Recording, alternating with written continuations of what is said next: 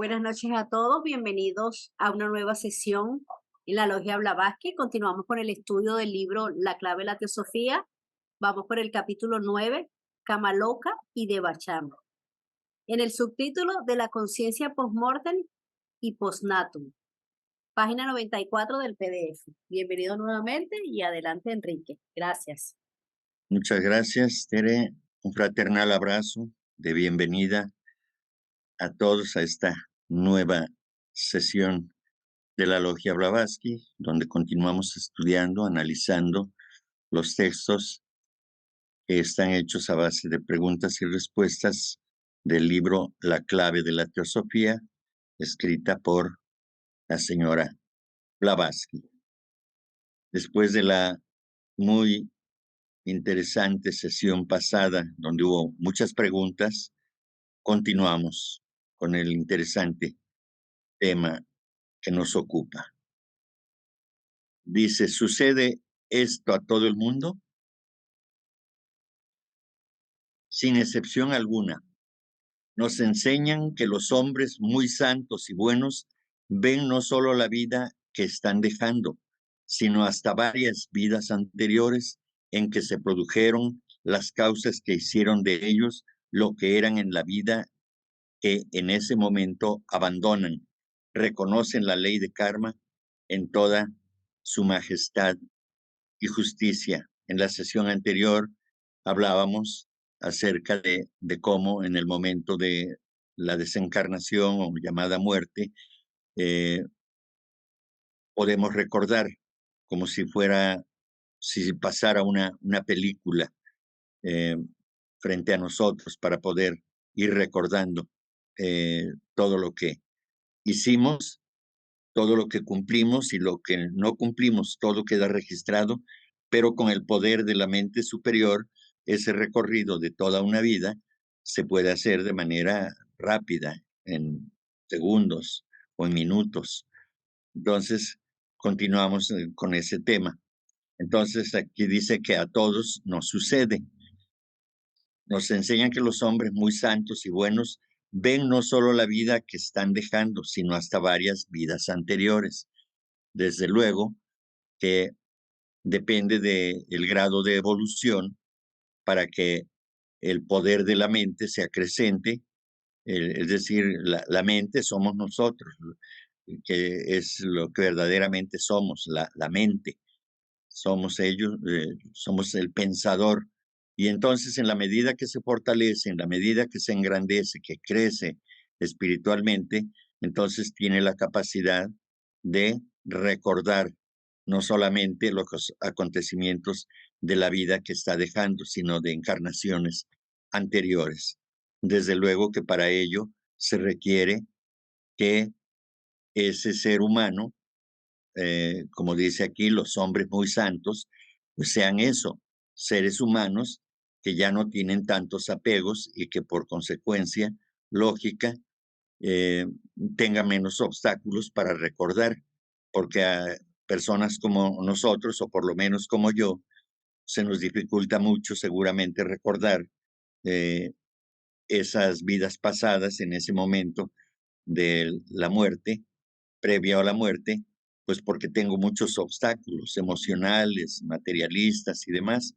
Y un hombre que está libre de todo eso, pues obviamente que ya no tiene esos obstáculos y puede ver mejor todo esto. La película ya no es borrosa, es clara, ya no tiene fallas. Bien. Y esto se debe fundamentalmente, aquí dice, porque reconocen la ley de karma en toda su majestad y justicia.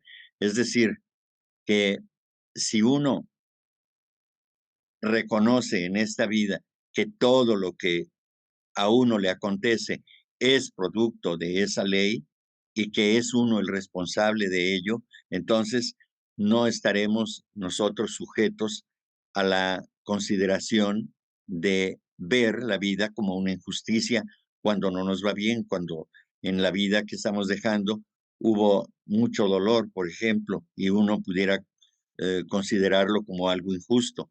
Pero si uno reconoce que existe una ley que es justa que es amorosa, entonces no tendremos mayor problema en aceptar también todo lo que eh, podamos ver nosotros en esa película, que podemos verificar todos los hechos por los que pasamos en la vida que estamos dejando.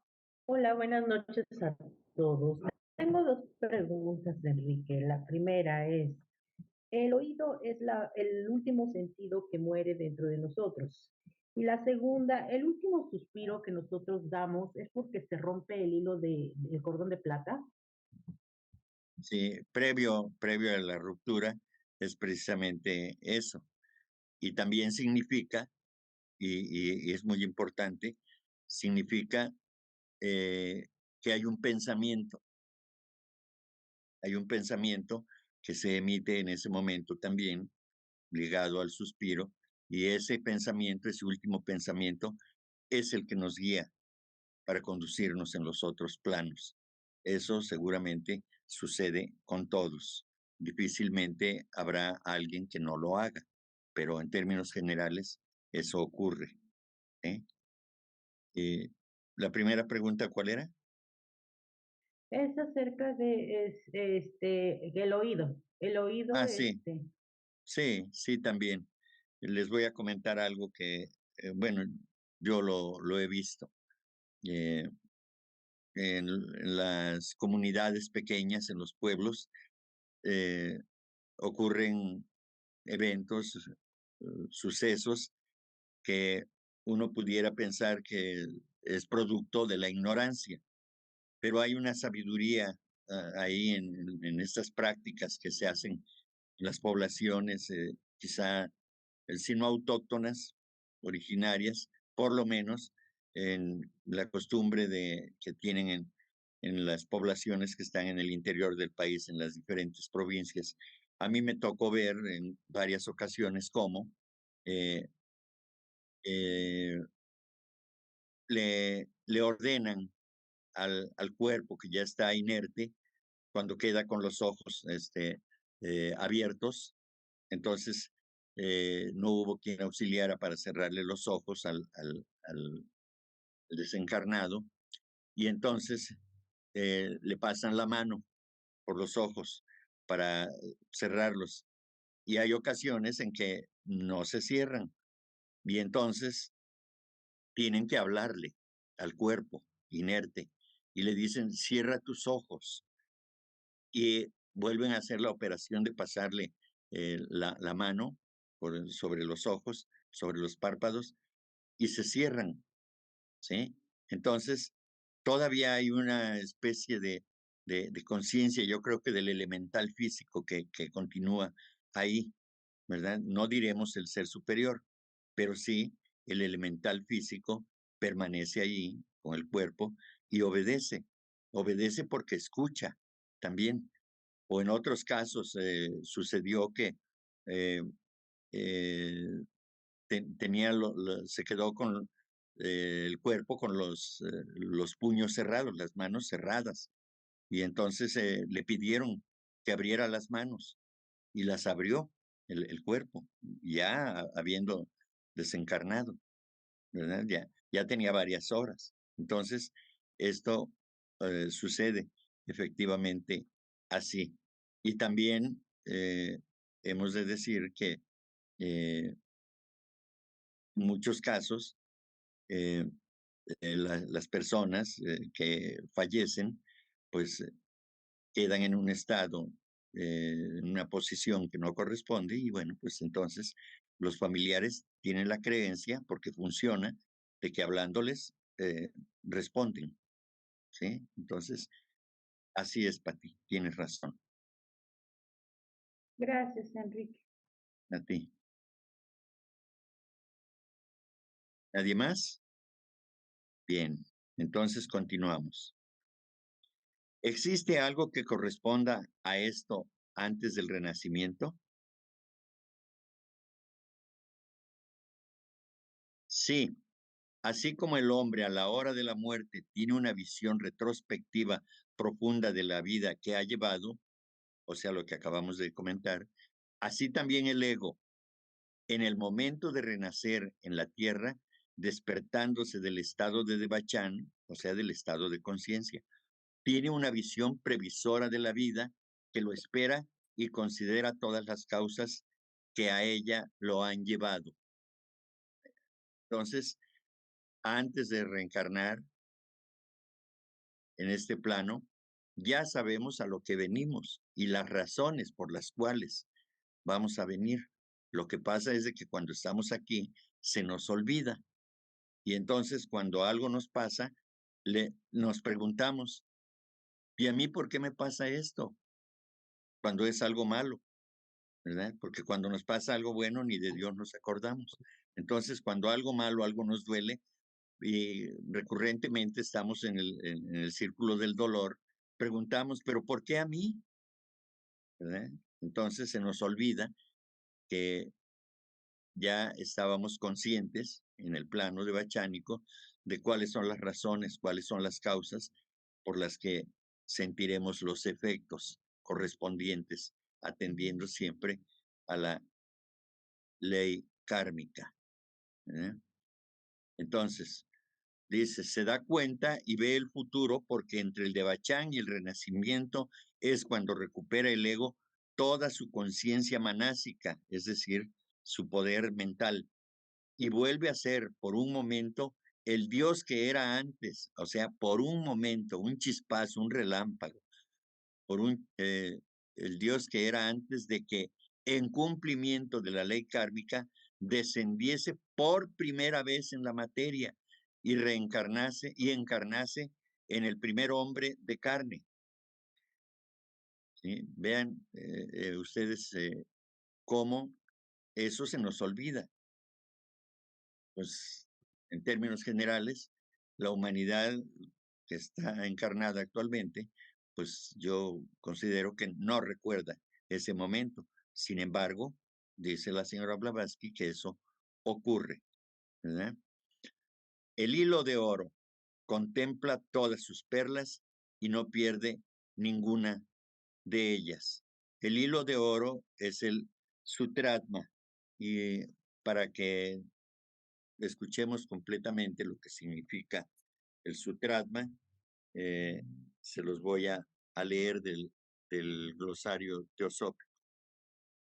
El Sutratma literalmente es el hilo del espíritu, el espíritu que se reencarna.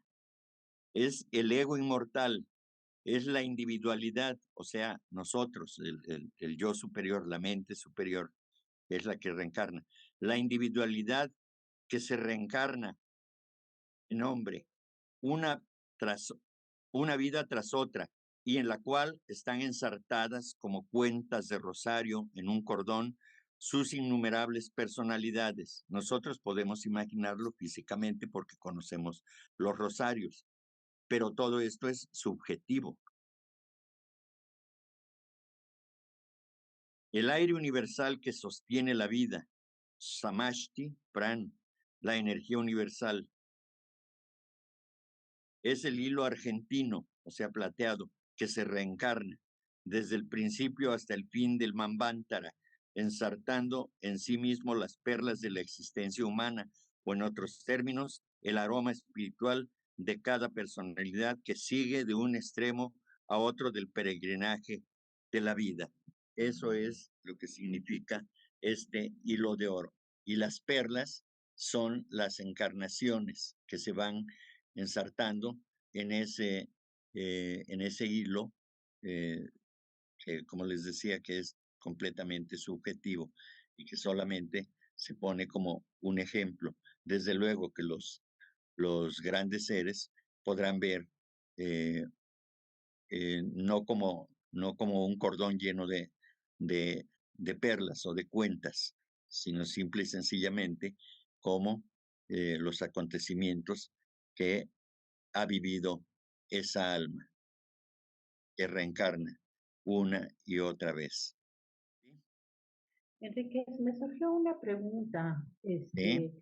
¿Qué pasa con las personas que no se pudieron despedir de sus seres queridos y mueren con esa angustia? porque he ah, visto que pues obviamente hay gente que muere tranquilamente y hay gente que muere muy, inclusive su cara se le ve como angustiada. bien, ya viene a continuación esa respuesta en las siguientes preguntas y respuestas. Bien, entonces continuamos. Lo que significa en realidad el aniquilamiento. Pregunta. He oído a algunos teósofos hablar de un hilo dorado en el cual están enhebradas sus vidas. ¿Qué quieren decir con esto? La respuesta es, dicen los libros sagrados hindúes que lo que está sujeto a la encarnación periódica es el sutratma, que significa literalmente el alma hilo. Es un sinónimo del ego que se reencarna, es decir, manas unido a buddhi. Manas es la mente y buddhi es la, la intuición, que absorbe los recuerdos manásicos de todas nuestras vidas anteriores. Vean esto, muy importante. Absorbe los recuerdos del, del manas, es decir, del alma humana, del, de la mente humana, de todas las de nuestras vidas anteriores. ¿Sí? Entonces, ese, ese sutratma, en ese sutratma se pueden leer esos recuerdos, se pueden verificar todos los datos que existen de las encarnaciones pasadas. Se lo llama así porque del mismo modo que las perlas en un hilo, así están ensartadas en aquel hilo las largas series de vidas humanas. En algunos Upanishads, estas escrituras de la India, esos renacimientos repetidos son comparados a la vida de un mortal que oscila periódicamente entre el sueño y la vigilia. Es decir, que eh, tal como ocurre con nuestra vida actual, en que eh, nos dormimos, bueno, vivimos despiertos en vigilia todo un día y por la noche nos dormimos y es entonces el que al día siguiente volvemos a despertar y así vamos sumando un sueño tras otro, un periodo de actividad, periodo de descanso, eh, y vamos recordando más o menos que ayer me dormí a tal hora, desperté a tal hora, etcétera, etcétera. Y todo esto. No ocurre lo mismo con el, el, el asunto de la vida y la muerte, de la encarnación y la desencarnación, por lo que habíamos dicho anteriormente, que no recordamos. Y esto tiene que ver también porque en cada encarnación, pues tenemos un cerebro, un cuerpo diferente, pero el alma sí lo sabe, sí lo recuerda, pero no puede, cuando no estamos tan desarrollados o con un desarrollo eh, que tenga la capacidad de mostrarnos en esta personalidad que está muy limitada lo que ha ocurrido antes, pues entonces pues nos quedamos así, solamente nos guiamos por lo que en otras sesiones hemos visto respecto de los escándalos, es decir, los atributos, las tendencias que tenemos. Entonces, eso es lo que nos va guiando finalmente. Entonces, eh, entre entre cada encarnación, pues hay un periodo de descanso, igual que en el sueño, que representa un descanso, y la vigilia, que es el periodo de actividad, como estamos actualmente nosotros hoy en día. Entonces, esto es eh, la comparación que se hace, el símil que se hace entre la vida y la muerte. La vida es un sueño, la muerte es un sueño realmente, tal como nos ocurre.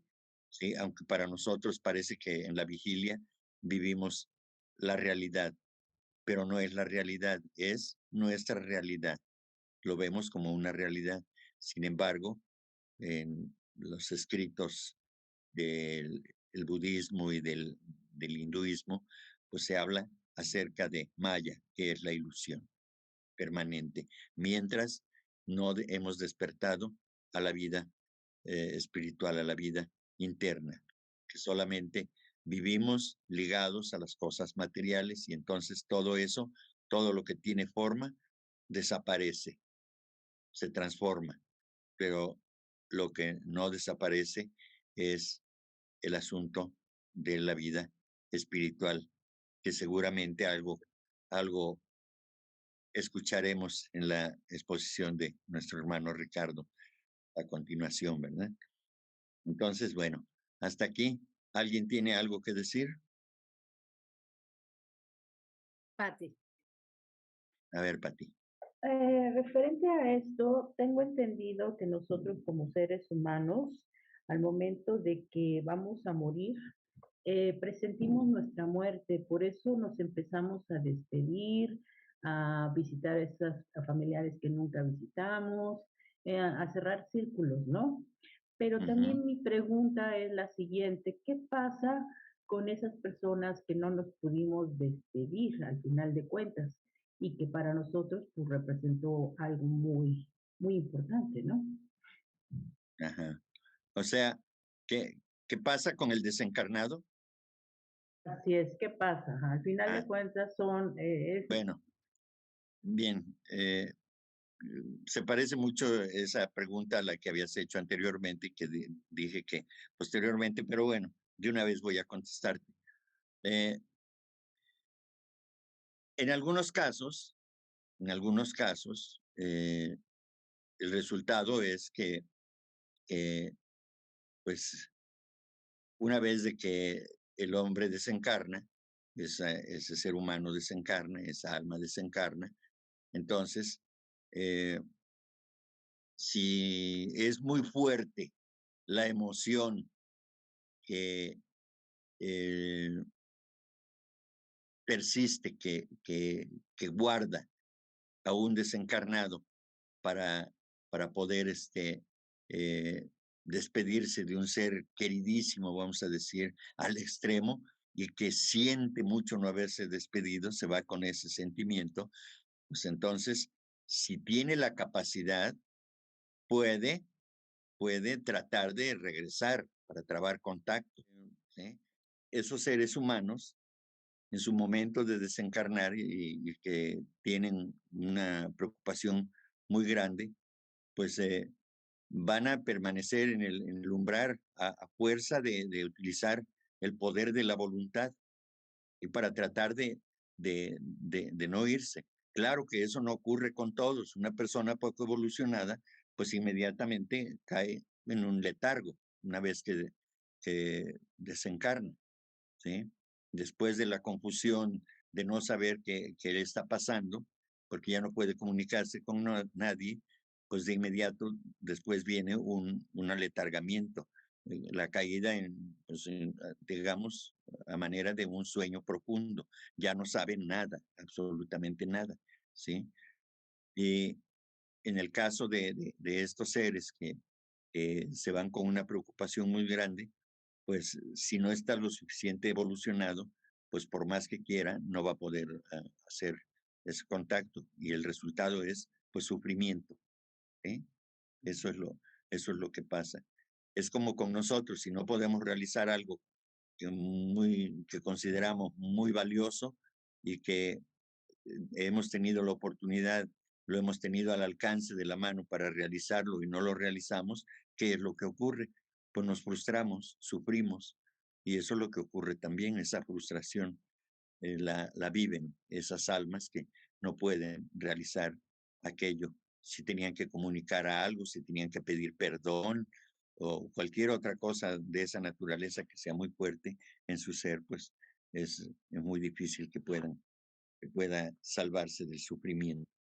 Por mi experiencia, al menos de la gente cercana, yo creo de que sí se percibe, aun cuando sea un accidente, tal vez se va uno negando, pero que como que el alma sí sabe en qué momento va a partir, como que se prepara antes, hace todo un recorrido, se despide y todo. El alma, no en sí el cuerpo, pero no sé si es el alma o el espíritu, pero él sí hace su recorrido con la gente que ama, porque pues el amor es una energía y jamás se va a destruir.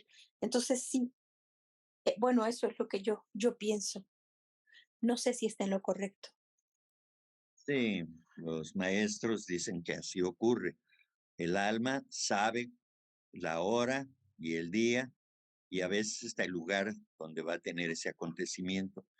Entonces, pues a veces no hacemos caso de los avisos que nos da el yo interior, ¿verdad? Entonces, eh, pues como regularmente tenemos miedo a la muerte, entonces preferimos no pensar en ello, pero de manera muy natural y muy diáfana se van presentando esos acontecimientos que se comentan, ¿no? Pues la gente empieza a despedirse, las personas empiezan a despedirse de, de seres queridos que no habían contactado, o si tienen algo pendiente con alguien, como pedir perdón, de pronto una llamada telefónica o una visita inesperada y le dices, bueno, vengo a verte porque pues, eh, me porté mal y vengo a pedirte que me perdones, etcétera, etcétera. Ese tipo de cosas suceden y tiempo después, en un tiempo corto, pues desencarnan y eso es así, porque los maestros dicen que efectivamente el ser humano sabe, es decir, el ser humano, el alma sabe y lo transmite a través del cuerpo. Entonces, cuando lo vamos registrando, pues hacemos ese tipo de manifestaciones. Debo decir que no me parece esto muy claro y voy a explicar por qué. Para el hombre que se despierta comienza otro día, mas ese hombre es en cuerpo y alma el mismo que el día anterior, mientras que en cada encarnación tiene lugar un cambio completo, no solo en la envoltura externa, sexo y personalidad, sino en las capacidades mentales y psíquicas. No me parece muy correcta la comparación.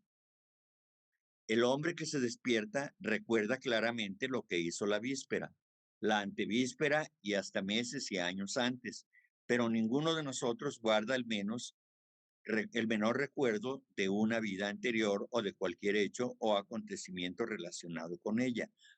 Puedo olvidar por la mañana lo que he soñado durante la noche, pero, sin embargo, sé que he dormido y tengo la seguridad de que he vivido mientras dormía.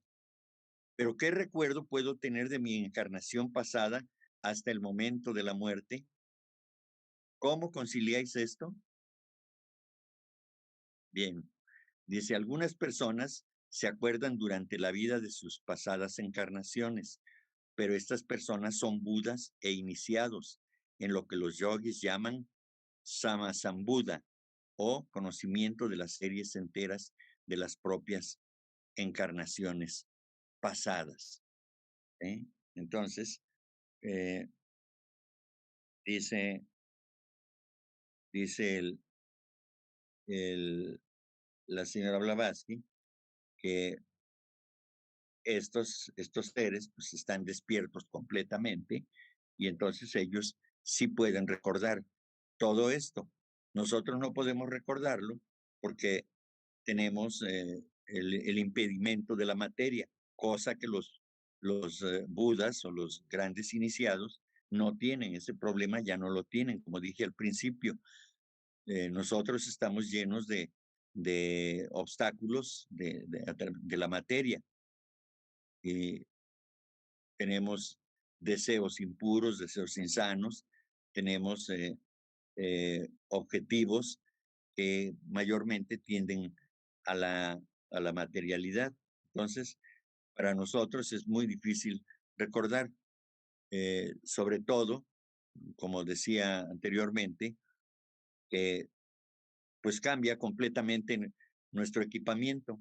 Tenemos un nuevo cuerpo y el cerebro, más que para recordar, sirve para olvidar, porque eh, si no tuviéramos ese cuerpo físico, ese cerebro físico, podríamos expresarnos, desde luego, estando en el otro plano y sin el estorbo de la materia, del cuerpo material. Entonces, eso lo podríamos recordar con plenitud, pero como estamos sumidos en la materia y en la materialidad, entonces los obstáculos físicos son importantísimos en este caso, son fundamentales para evitar que recuerde uno. Solamente aquellos que están despiertos completamente puedan recordarlo en este plano y en los otros planos. El caso es de que nosotros no podemos hacerlo precisamente por lo que ya comenté. Y desde un punto de vista del amor, de la manifestación kármica, diría, es un escudo protector para que no recordemos lo que hemos sido antes, porque seguramente la inmensa mayoría hemos sido criminales, hemos hecho cosas espantosas y si lo recordáramos hoy en día, por ejemplo, nosotros que estamos estudiando esto, pues seguramente nos asustaría, ¿verdad? Y quizá no lo comprenderíamos. Entonces, para evitarnos todo ese problema, que en algunos casos sería mayúsculo, pues entonces, para eso también la ley de karma y la ley de evolución nos ayuda. La ley de evolución no hace nada por estorbarnos, hace todo lo necesario para ayudarnos a que continuemos nuestro viaje experimentando y reconociendo que existen leyes eternas, entre ellas estas dos, la reencarnación y sobre todo la ley de karma. Entonces, todo esto, una vez de que nosotros aceptamos todo esto, pues con eso basta para que vayamos avanzando en nuestra evolución. De lo contrario, sí, pudiéramos tener problemas con todo esto, de recordar lo que hemos hecho, lo que hemos sido en vidas anteriores. Entonces, karma se convierte en una ley amorosa en ese sentido.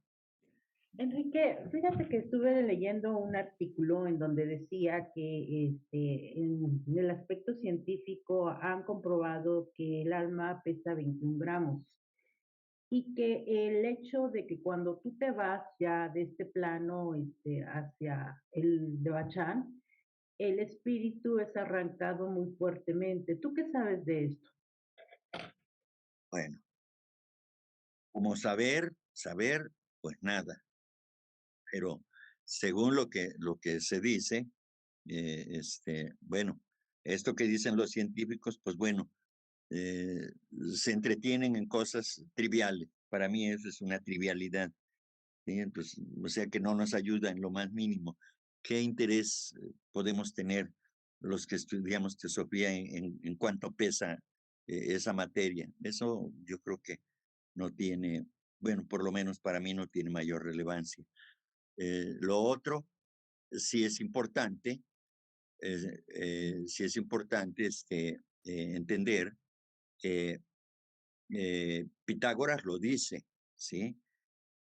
Cuando el alma es arrancada del cuerpo físico, pues es un acto violento, ¿sí?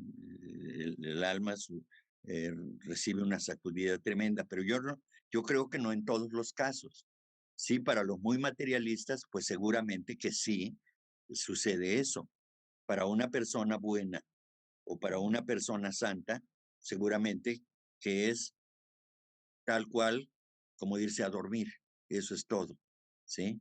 Mi padre decía que la muerte era como un sueño y la vida también. Sí, él veía así la vida y la muerte y decía, es como si yo me duermo y ya no despierto. Eso es todo. Y bueno, pues efectivamente, pues hay diferentes niveles de estados evolutivos y lo que para unos puede ser algo terrible por su grado de materialidad y para otros que no tienen apego a la cosa material, pues no le, no le sacude tan terriblemente como al materialista. Entonces, yo creo que sí existe eso, porque Pitágoras lo dice en alguna escritura por ahí, en algunas de sus enseñanzas, pero, pero yo creo que no es en todos los casos. Estoy un poco que si creo o no creo en un libro que leí de un psiquiatra que hipnotiza a una chica que tenía muchos problemas de salud y muchos problemas de todo, ¿no? Psicológicos y demás. Y va descubriendo que a medida que la va hipnotizando, ella va recordando sus vidas pasadas y se va sanando. ¿Cuán real puede ser aquello? O sea, porque es no sé si es una novela o un libro realmente eh, mm, médico, o qué sé yo, científico, ¿no? Sí, ¿Cuán real puede ser? bien. Se habla de las famosas regresiones, ¿verdad? Que hay psicólogos, psiquiatras Ujú, que las practican. ujú, Entonces, se dice que cuando ocurre esto, con la ayuda del psiquiatra o del operador, que el ser humano que no encuentra la salida en su vida y que todo es negrura y que no encuentra una solución a su vida, cuando llega frente al psiquiatra o ujú, al médico que va a practicar la regresión, entonces no es bajo hipnosis, es simplemente que se le van dando indicaciones. eh, eh, Finalmente, las personas que están en posibilidades de hacerlo llegan, dicen, a mí no me consta, porque yo traté de someterme a una regresión porque así me lo pidieron, pero lo que pasa es de que yo, por esos, en esos tiempos, hace unas décadas, yo estaba tomando un medicamento antidepresivo y entonces no fue posible hacer la conexión porque mi conciencia, mi ser interno estaba, digamos, trastornado, o sea, la mente inferior estaba trastornada y no permitía el acceso a la mente superior, ¿no? Para que la mente superior pudiera hacer el recorrido de los acontecimientos, quizá de otras vidas, ¿no? Entonces, este, eso en algunos casos a mí me han platicado que sí funciona, porque eh, el caso tenía yo una hermana que desencarnó hace 2 años, que era vecina de una psicóloga que hacía esas regresiones. No hipnotizaba, pero hacía las regresiones y entonces eh, ella le comentó a la psicóloga de un caso de una chica que vivía aquí en la Ciudad de México, vivirá seguramente, y dijo que cuando empezó a hablar la chica, digamos, en ese estado de regresión hacia vidas anteriores, eh, empezó a llorar. Porque el caso era que esta chica presentó el caso y dijo que, que el, el problema que ella tenía es de que su mamá no la quería, la maltrataba mucho, que tenía varios hermanos, pero que a la única que maltrataba a su mamá era a ella. Y entonces por eso ocurrió ahí con la psicóloga. Y entonces al, al empezar a hacer el trabajo de la regresión, empezó a llorar y le preguntó a la psicóloga, ¿qué ves? ¿Qué encontraste? ¿Por qué lloras? Y entonces ella dijo, porque yo viví en la época de la llamada colonia, aquí de la colonización por parte de los españoles, aquí en la Ciudad de México, yo era una mujer con mucho dinero y mi mamá estaba a mi servicio. Y entonces yo la maltrataba mucho, la golpeaba. Y entonces ahora entiendo por qué ella no me quiere, porque volvimos a encontrarnos, ahora ella es mi madre y yo soy su hija, y ella no me quiere, pero el resultado es ese. Entonces, ya no supe el desenlace final, si se curó o no, si sanó esta persona, pero fue lo que relató. Y entonces, pues sí, hemos escuchado de relatos de otras personas que dicen, yo me sometí a una regresión y sí resolví mis problemas. Entonces, pues Como yo no he tenido esa experiencia, no la pude tener, pues entonces no puedo opinar, pero las opiniones que he escuchado son en ese sentido. Aprovecho para decir que aunque pudiera haber una, una, una mejoría o un beneficio para aquel que es hipnotizado, entonces, eh, siendo hipnotizado, pierde la voluntad y entonces lo que hace no lo hace de manera consciente y eso no es correcto. Eso Ujú. no, no, no es algo, digamos, que en el camino espiritual se pueda aceptar como algo positivo para el desarrollo espiritual. Y nada más un comentario. En referencia a las regresiones, son muy peligrosas porque te puedes quedar en ese trance. Tienes que tener a una persona altamente calificada para hacer hipnosis clínica, se llama, y es muy, muy riesgoso. Hoy, esperando que la información pueda ser útil y gracias por participar.